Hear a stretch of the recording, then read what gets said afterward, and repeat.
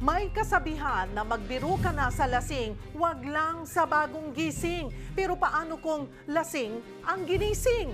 Yan ang nangyari sa Iloilo na nauwi sa saksakan. Para bigyan ng mukha ang balita, Mobile Journal, Kayla Makantan.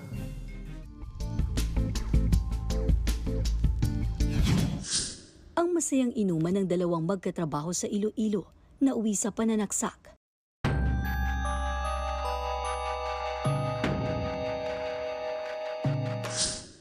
Nakadapat wala ng buhay sa tabi ng bundok ng buhangin nang datna ng mga otoridad ang trabahador na kinilala bilang si alias Jojo, 25 anyos. Bandang alas 6 ng umaga nitong Lunes nang matanggap ng mga pulis ang report sa investigasyon. Nalaman na gabi ng Linggo, nag-inuman si Jojo at ang 30 anyos na si alias Roland sa loob ng pagawaan ng hollow blocks kung saan sila nagtatrabaho sa barangay Tabukan, Barotac Nuevo. Pagpatak ng alas 9 ng gabi, lumapit pang isa nilang katrabaho at pinagsabihan silang huminto na sa pag-inom. Nung pinatigil silang uminom na ng kasamahan nila, natulog na siya. Kaya lang, ang victim na galit dahil iniiwan niya ng suspect na mag-inom mag-isa. Kinaumagahan, inabutan ng mga pulis sa loob ng factory si Roland na kusang loob sumuko at umamin sa krimen. Giit niya, lasing at naalimpungatan siya ng gisingin at kantsawan ng biktima na uminom pa. Kaya nagawa niyang pagsasasaksakin.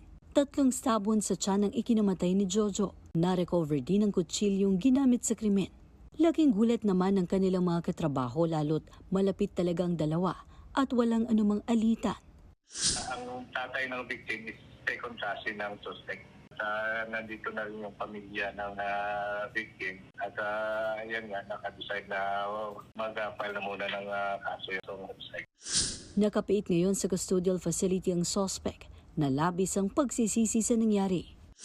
Pag nag-inuman, huwag magpakalasing ng sobra para sa eksaktong pag-iisip pa rin. Mobile Journal, Kayla Makantan, hatid ang mukha ng balita.